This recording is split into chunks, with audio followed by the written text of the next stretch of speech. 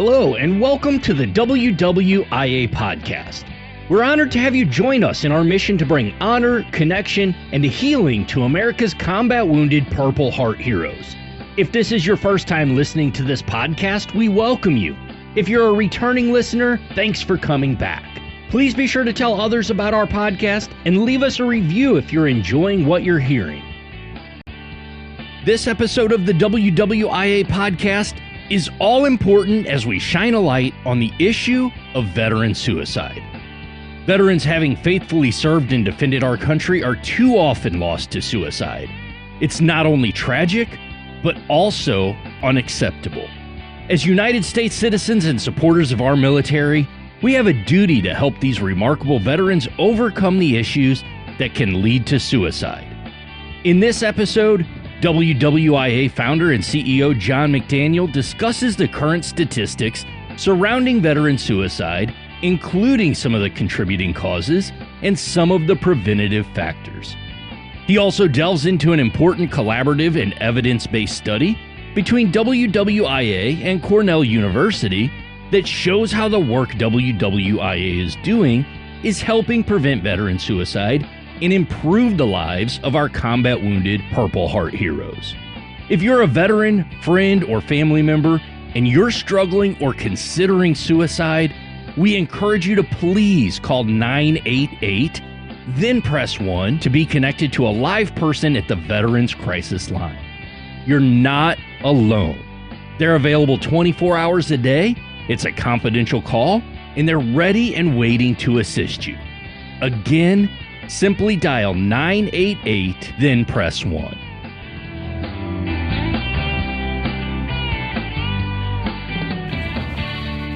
Okay, so this is the long-awaited, I don't know if I was long-awaited, but podcast that kind of dragging my feet on doing because I just didn't really feel like I was prepared to do it. I don't even know if I'm prepared to do it now, but I'm going for it like everything else in my life. Hi, I'm John McDaniel, founder and CEO of the Wounded Warriors in Action Foundation, and this is our podcast, Honor, Connect, Heal. So I'm alone today in the office. I've got the microphone in my face. It's I don't know. It's towards the end of February of 2024, and I've been thinking for a long time about this topic, and I'm gonna go there today and talk about it. I think it's something that needs to be talked about, and that's veteran suicide. You know, you've probably heard a lot about that on in various circles and the radio and certain reports and people chatting about it. That the number that you hear a lot is 22. 22 veterans are taking their life a day. The National Veteran Suicide Prevention, the annual report that came out in 2023, showed a little bit of a downtick there, and I'll get into that. But at the end of the day, whether the number is 17 or 22 or someplace in between, whatever that number is, it's just way too high. The fact is, if I talk about this here on this podcast for the next 45 minutes to an hour, statistically speaking, a veteran's going to take their life. He or she is going to take their life during the course of you listening to this podcast, and that's just sad, and that's wrong, and we've got to do something about this. Okay, I know a lot of people are, working on this, trying to do something that makes a difference. I know the foundation has been doing it, for 17 years. Trying to improve the quality of our veterans' lives, our combat wounded in particular.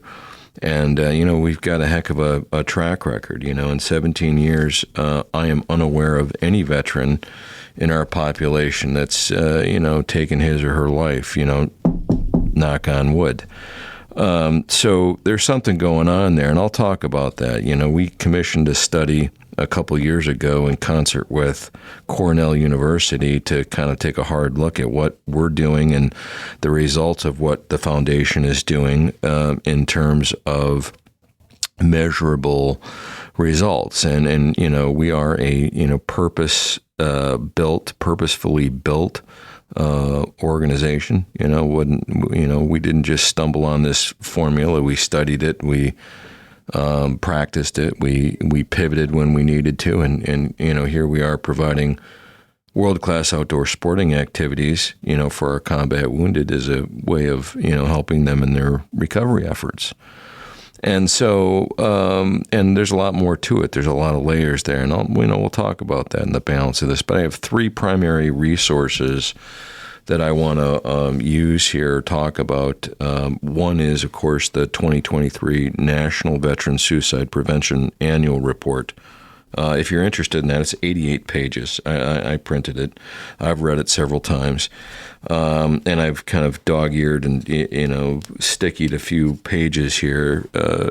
Bear with me as I, shuffle through this document and a few others, because the other document that I'm going to use, the other resources from the CDC, the Center for Disease Control, a government entity on risk and protective factors for suicide prevention.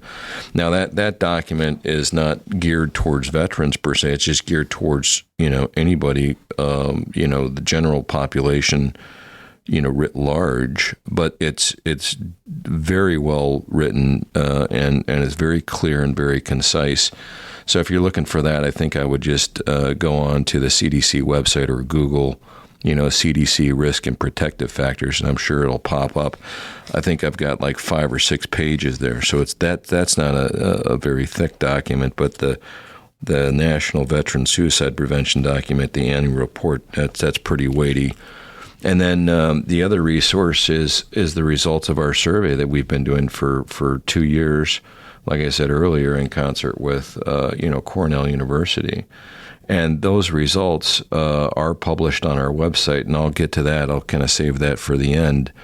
But I wanted to, first start out by framing, the problem. I think I did when I, started this thing, 22 veterans a day or 17 veterans a day, whatever the number is, it's just unacceptable. It's too many, and at the end of the day, when you begin to think about this, which, I have given it a lot of thought, and a lot of action too, quite frankly. The whole organization is working, to improve the veterans' lives that have served our country and were wounded in the process. And we've done that, for 17, going on 18 years now. And we've learned a lot in that process. But, the one thing, and I'm not an expert, on this topic. I drug my feet going into this thing, did a lot of soul searching, and, what am I going to say, actions speak a lot louder than words, but I just really thought it was important, from an educational perspective to address this and look at it from a scientific perspective and from a data perspective. And also, quantitative data is important, very important, in the scientific world, but so is qualitative data, it's just, how do you feel? Let's face it, people who decide to take their lives, whether you're a veteran or, a civilian, whether you served and never served, it's, I want to say it, I've get this, I didn't read this, I just, this is how I feel about it, So I'm just going to take the gloves off and I'm just going to talk about it, as I would talk to you, a friend, somebody that I care about, and the number one thing I have to say, about it is don't do it. Do not take your, don't even think about it. If you find yourself in that position, you've lost hope, as an example. What I want to, instill in people's mind is, this is the most selfish thing you can do. Okay. Look at how many people, you're going to hurt in this process. People who care about you, people who love you. It just, it's just the wrong thing to do. If you feel like you've lost hope, especially if you're a veteran, there are ways of getting help. I promise you, lots of people out there, lots of organizations, and on the topic of hope, I would say never lose hope. In the military, they say hope isn't a course of action. Well, maybe if you're planning a complex, raid or ambush or, something like this, we don't talk about hope in military operations. But, this post-military operations, we're going to talk a lot about hope. I think hope, we all have to have hope. And if you're searching for hope or think you've lost hope, there are so many ways to restore that and find it. Okay. But, I want to just mention it right now because there is a veteran crisis line. All you have to do is dial 988. Okay. And then press 1. And that's going to get you on a veterans crisis line. So, 988. It's on our website. It's all over the place, but that's the number. Please, if you're thinking about doing that, don't. Just don't. We can help you. Okay, people are here to help you. That's my number one message. Okay, and for everybody else, this is going to be sort of a, hopefully, a bit of a eye opener and education on what's really going on here and what things we can do, the risk, factors and the protective factors. Those are very, very important. When I read those, in the CDC's guidelines, I was like, yeah, that makes a lot of sense. And the veterans report here, the 23 report, it's a bunch of statistics, and I'm just going to go through that to help frame, the problem here. I'm not going to read you this document. I'll read a few of the things that I've, dog-eared here. But I think the number one thing, that people, the cause of this is just basically the loss of hope, and where can you find hope? Well, you can find it in family and friends and loved ones and, church and in relationship, with God, perhaps. They're, confiding in a buddy, a good friend, a family member, get engaged in the community. I mean, this is when we examine it, that's what it kind of boils down to. People who take their life have lost hope. And so we need to restore that. We need to reverse that trend. And there are ways of doing it, I promise you. Okay, it's not as bad as you think. It never is. Okay, and people care about you. People love you. Don't do that because it just shatters people's lives. And it's just very selfish and it's wrong. So don't do it. I don't know what else to say, but if you were sitting next to me and you were thinking about it, I'd be looking you right dead in the eye and I'd be saying that. Okay. So, here we have this report, from the, Veterans Administration. And, just flipping through it here, it's a complex issue. Okay. The pandemic didn't help. Lots of stress involved with that and strain on family relationships and, lack of social support. The pandemic, it to include, financial concerns, perhaps preconditions, pre-existing mental conditions, mental health conditions and disorders. These are all these things that, sort of, gave rise to, a spike in the number of suicides. The pandemic didn't help, but this study here that the Veterans Administration has done starts back in 2001. With like 911 time, it was 22 years ago, they start collecting, some data here. And, interestingly, I was just going to cover some of the things that I found to be interesting, like on females. My goodness, who'd have thought? And this is a direct quote. I'll just read you page 8, on the Veterans Suicide Annual Report. The increase in veteran suicide seen in 2021 compared to 2020 was particularly seen in women veterans, for whom there was a 24.1% increase in age-adjusted suicide rate compared to an increase of 6.3% among male veterans. Okay, so females are veteran females are taking, their lives at a much higher rate, like a 4 times that of males. Like, what's going on there? Ladies, we can help you, all right? So I just don't know what to say about that. I would have never guessed that. So I thought that was an interesting thing, and I don't know how many females I did, here recently ask, how many veteran Purple Heart recipients that we have in our database, and it's not very many. I think the number's like 12 or something like that, then there's 1,500 men. Well, that kind of makes sense, that there would be fewer female Purple Heart recipients than there are males. But this report is not specific to, those wounded in action and received the Purple Heart. It just says veterans, right? So anyway, that's interesting. The female piece is a very interesting phenomenon. Key findings of the report for 2023. In 2021, adjusted suicide rates were highest among veterans between the ages of 18 and 34, followed by those aged 35 to 54. Okay, so it used to be, I think in the previous report, and that's a recent trend, but I think it was the 35 to 54 year olds that had a higher rate, but now the trend is lower, an age group lower of 18 to 34. So I thought that was interesting. Here I earmarked this, average per day, and there's this statistic here.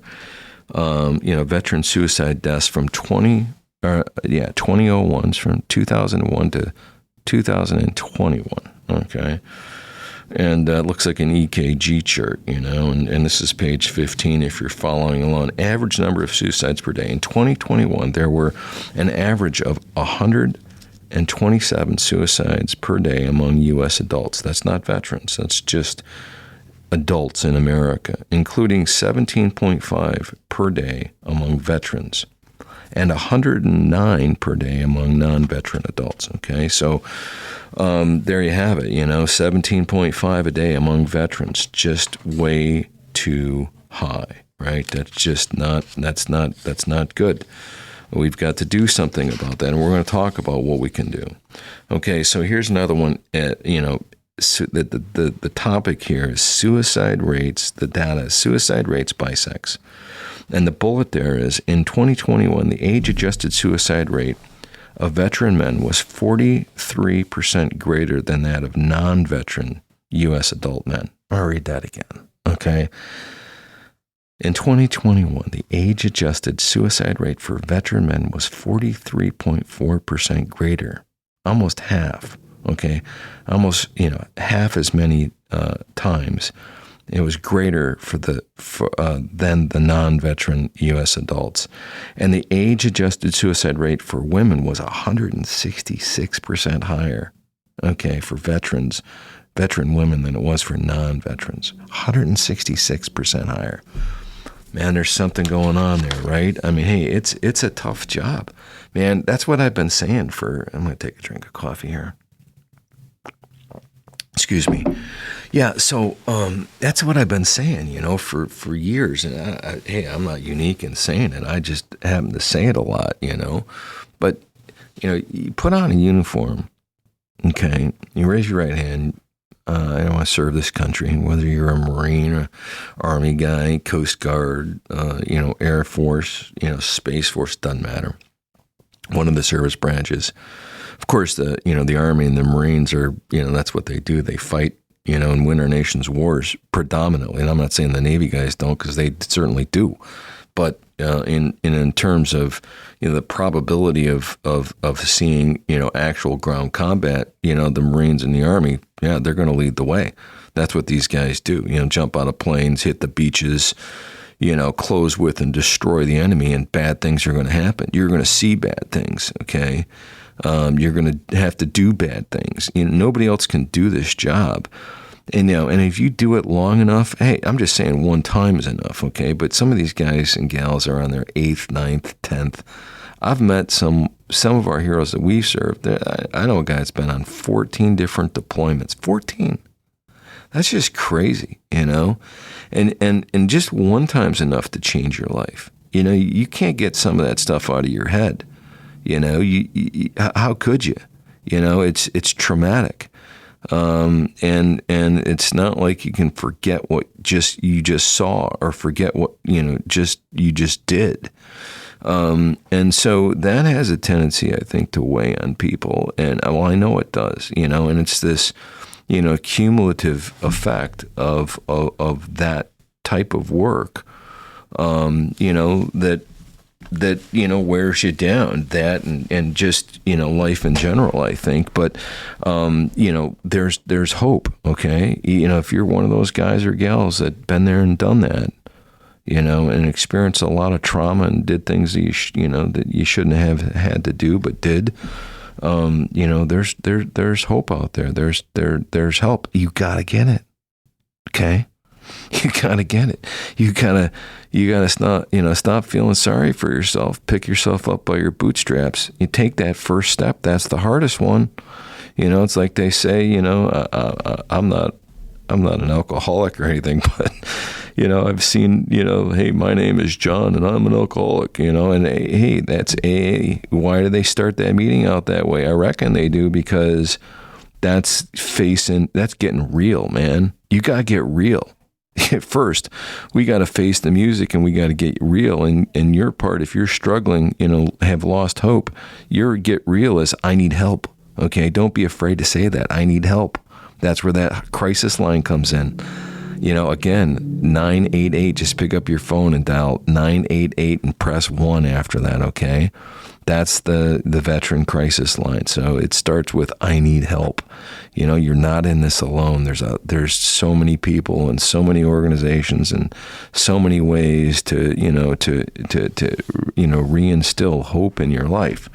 Right. So, all right. So I get a little off tangent there, but I just wanted to, finish. I want to finish going through this. Okay. So, suicide rates, this is still on the Veterans, annual report, the National Veteran Suicide Prevention Annual Report 2023.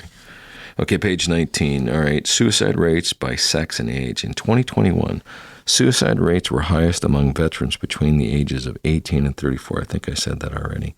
But I put a star by it, and it was then followed by, the older population there of, I think, 35 to 54. It wasn't much of a difference there, but still, nonetheless. Okay, so there's all this, all this data in here. If you want to, care to, dig into that, Google that report, and you can read all about it. Okay, I'm kind of a statistics guy, and so at the back of the report on page 49, I like making sense of complex situations through pattern analysis, and statistics help us do that pretty good. And so here, a change percentage is something I've always been, very fascinated by, or interested in, change percentages. How much did it change? Well, why did it change? Because then you start peeling the onion back, right? And kind of get to then the root of what caused the change or the significant change. And I don't, profess to know what that is in this case, but just starting with some of the statistics. Table 3 on page 49 of the report, says suicide rate per 100,000 changed from 2001 to 2021. Okay. So here it is, age 18 to 34. And there was 100% change between 2001 and 2021 in the number of veterans that, in that age group, 18 to 34, that took their lives. That's significant.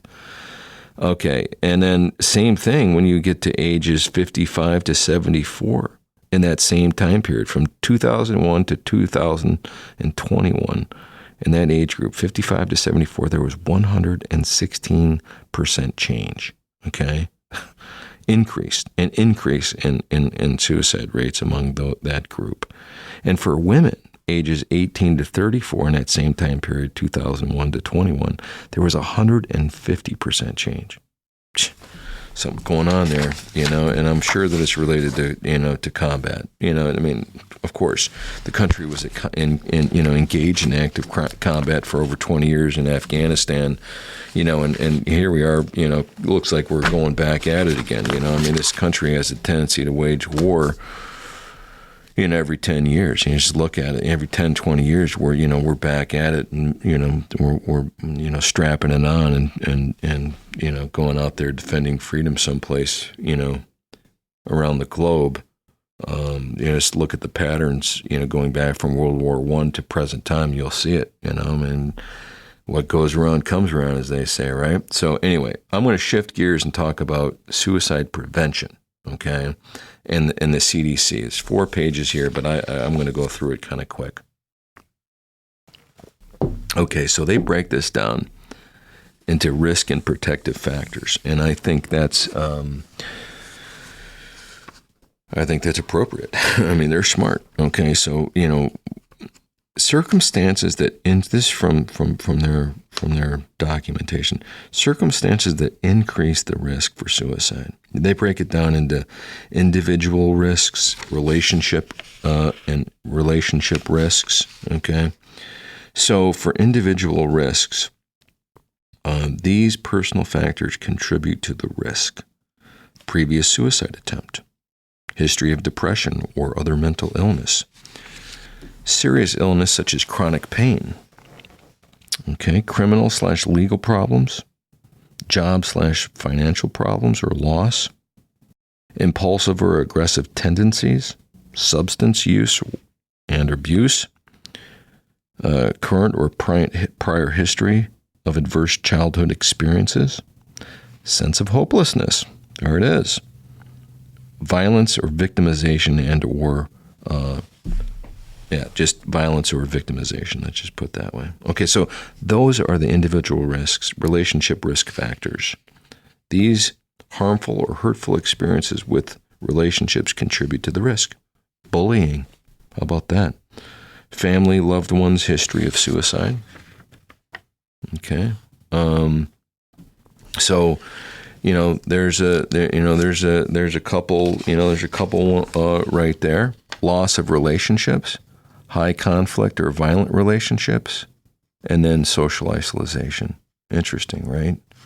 Okay, so that's the individual risk factors and relationship risk factors. Okay, so let's just talk for a second about the protection. Okay, how to protect against suicide risk. And again, they break it down into, very similar categories. You've got individual, relationship, community, and societal protective factors.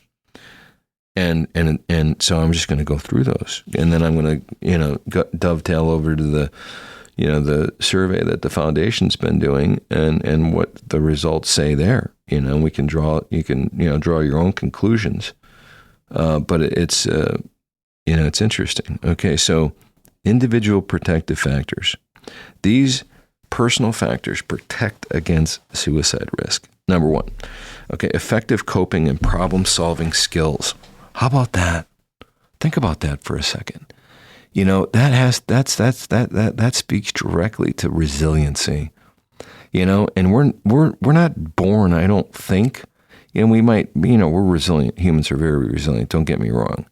But, I don't think you might have some, innate ability, to coping mechanisms, but effective coping and problem-solving skills. Problem-solving skills involve, executive brain function, right? So, those are things that have to be developed. And so if you're a person that is struggling with coping or struggling with problem-solving skills, there's ways to get stronger in those areas, I promise you, okay? And there's a lot of people and organizations that can help you, all right? How about this? Here's some more, personal factors to protect against suicide risk. Reasons for living, for example, family, friends, pets, strong sense of cultural identity, okay? Cultural identity, strong sense, important, right? Okay, so relationship protective factors. These healthy relationship experiences protect against suicide risk. Here they are. Support from partners, friends and family. Yeah, makes a lot of sense. Feeling connected to others, very important. That's going to come back. You're going to see these things again in our survey and the results of what the heroes are telling us. I promise you. So community protective factors, these again are things that protect against suicide. These supportive community experiences protect against suicide risk. So I just got done talking about individual, got done talking about relationships. Now we're talking about community protective factors. Feeling connected to school, community, and other social institutions. Think about that. It's very, very, very important. Feeling connected to school, community, and other social institutions. Okay, availability of consistent and high-quality physical and behavioral health care. All right, healthcare is super important, right? The Veterans Administration, I know it has been given a bad rap in certain circles, but I'm telling you, I talk to these heroes for 17 years. I've been talking to these guys on events, and I say, hey, how's your health care with VA? Oh, it's great, sir. It's great. They take care of me. So anybody who's bad mouthing the VA healthcare system is probably, I don't want to, I'm not calling you out here, man. Trust me, but I'm telling you, every single, maybe there's been an instance or two where somebody gave me, I got the ball ache over this, yada, yada, yada. But, by and large, every veteran I talk to says the same thing about the VA healthcare system. It's great. Hey, sir, it's great. I don't need any more stitches, and I don't need any more pills. If something's wrong, they help me. And I think that's true. But you've got to get involved in the veteran healthcare community. If you're a veteran and you're not connected to it, then you got to take action, man. You got to do it. Like the statistics show that if you're involved in the veterans healthcare community, okay, and actively seeking help, you're going to get better. They're going to take care of you. All right. So take that step, you got to. Anyway. So I wanted to mention, those things. And then the last one here is societal protective factors. These cultural and environmental factors with the larger society protect against suicide risk, reduced access to lethal means of suicide among people at risk. Hey, if you think you're at risk or are at risk, go lock up your firearms. They should be locked up anyway. They should be unloaded, and safe. Okay. And if you were in the military, you know how to do that. Okay. So just go do that. You do that right now.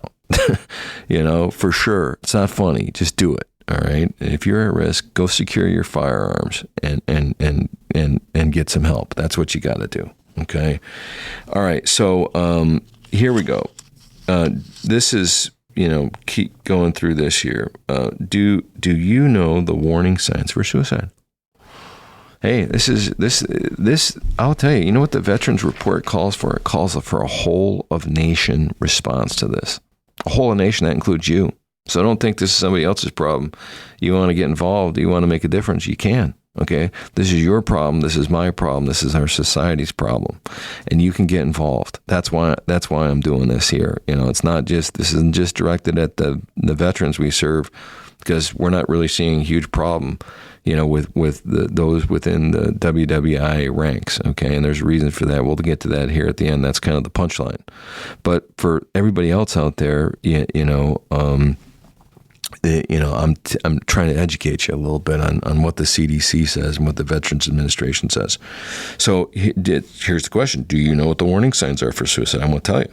If someone's at risk for suicide, you can watch for the following warning signs, and here's what they include.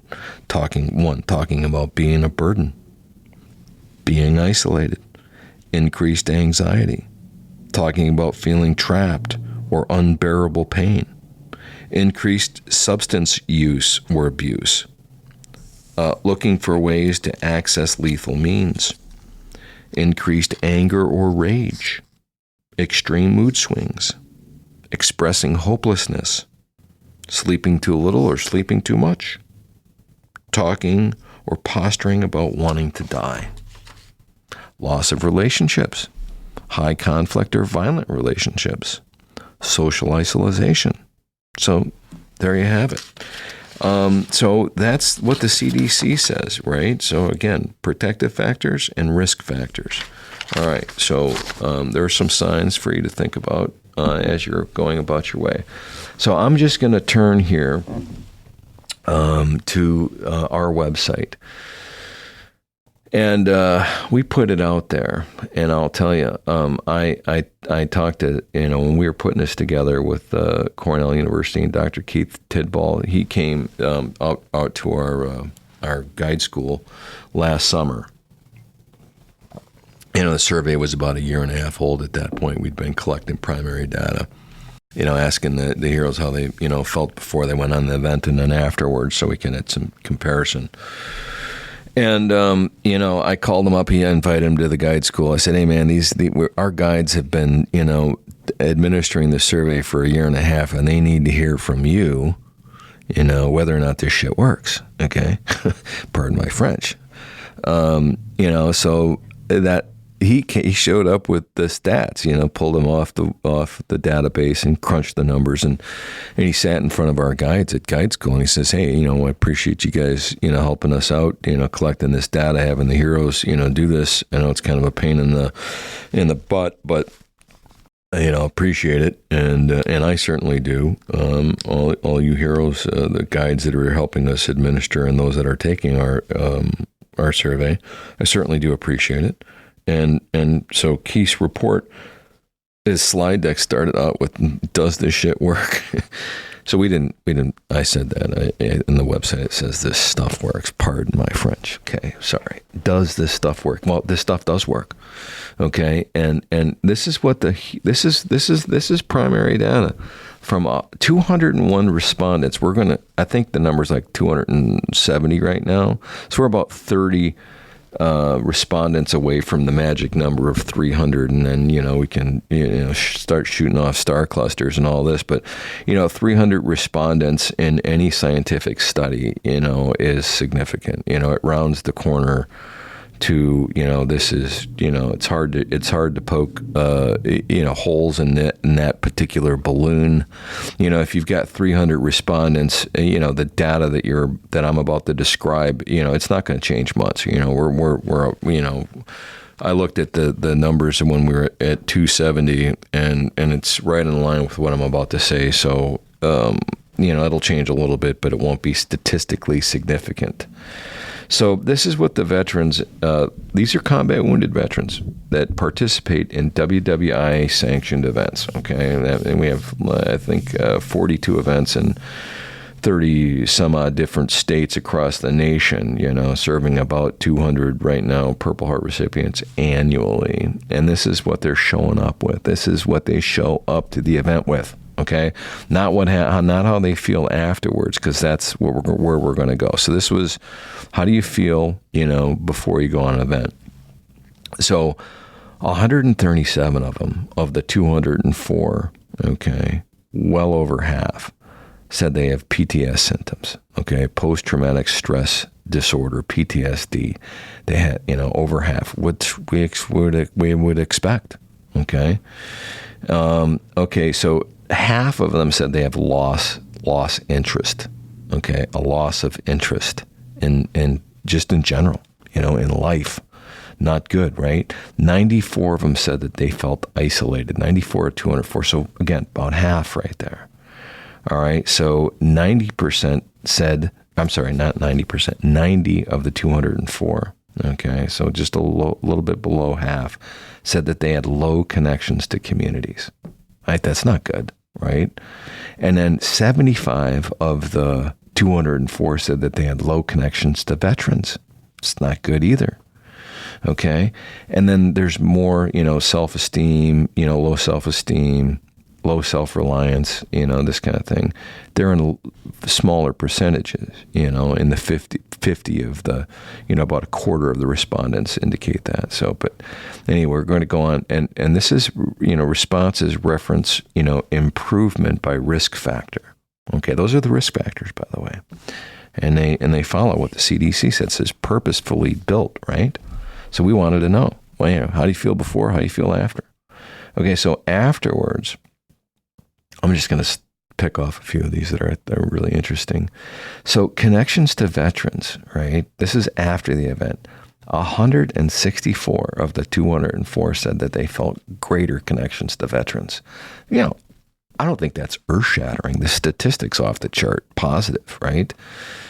But you kind of would expect that. I would hope. You're going to go on this event with 3 to 5, it's usually closer to 5 than it is to 3, other combat wounded veterans, and you're going to spend a long weekend together.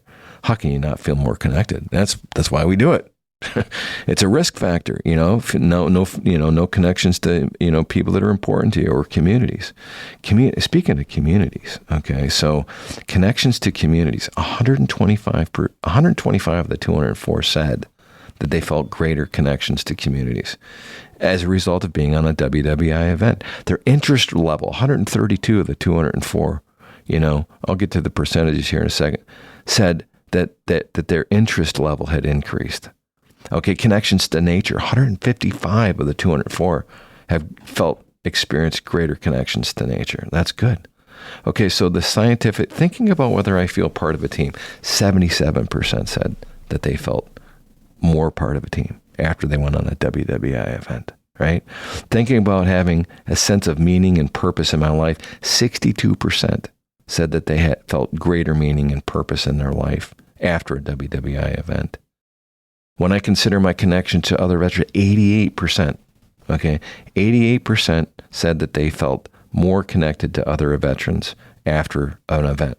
Oh, that kind of makes sense. Okay, 83% said that they felt more connected to nature and the outdoors than they did before the event. That's important. Connecting to nature is huge. It's huge. You feel bad? Get outside. Go do something outside, Get connected with nature. Okay, 75% said that they felt less isolated after a WWIA event. That kind of makes sense too. But hey, isolation, it's a risk factor, right? So anyway, that's just some of the highlights, and I wanted to mention it so that, if you want to find this on our website, let me see, where do you go here? Just go to the WWIA page and then look for this stuff. This stuff works. Okay, it's out there. It's on our page under resources, and we also list the crisis line number there as well. It's for those that are not taking notes. It's 988. Dial 988. That's the veteran crisis line, and you will get help. Okay, so anyway, I don't know how I did on this one, but I was struggling whether or not I was going to do it. It's a hard topic, but I wanted to get it out there and just say, hey, if you're one of those people, whether you're a veteran or not, and you feel like you're at risk in any way, shape, or form, you're experiencing any of those feelings that I addressed earlier in terms of risk, please, by all means, please go seek help, okay? And there is help out there, and there's a lot of it. You just got to take the step, right? You got to take the step. It's not as bad as you think it is. I promise you, okay? And for everybody on this team, on the WWIA team who's helping our veterans, our combat wounded, our Purple Heart recipients, what I have to say to you is thank you. What you're doing is making a difference, making a huge difference, okay? And just keep up the good work, man. I mean, it's incredible what you're doing. Whether you're a host, a hero, a guide, or a supporter, somebody who just, provides us resource to help us do this very important mission. This is making a difference. This stuff does work, okay? It absolutely works. And now we have the scientific evidence proving that it does work, okay? And so I just wanted to say, especially to those that are out there who might be struggling, get help, okay? Please get help. It's not as bad as you think it is. And for everybody who's feeling good about themselves, and you should, what I have to say is bravo, Zulu. I think that's Navy talk for good job. Okay. Just keep doing what you're doing. Keep smiling, get through the obstacle. It's not nearly as bad. It starts with getting real though. Okay. It starts with getting real. you got to get real, and you got to get real quick. Okay. So, take a hard look at your life and what's going on, and seek help, because there's a lot of it out there. Okay. I think I'm done. I appreciate everybody and what you're doing. Thanks for listening to me. I hope this helps. And if you know somebody who's struggling, please connect them, share this podcast with them, and let's do something, right? You got to do something. You got to take action. Wounded Warriors in action. Thanks a lot. Have a great day. To learn more about the mission of the Wounded Warriors in Action Foundation and how you can get involved, please visit our website at WWIAF.org or follow our social media pages on Facebook, Instagram, Twitter, and LinkedIn. Thank you for listening to the WWIA Podcast and for helping us honor, connect, and heal our combat wounded Purple Heart heroes through the power of the great outdoors.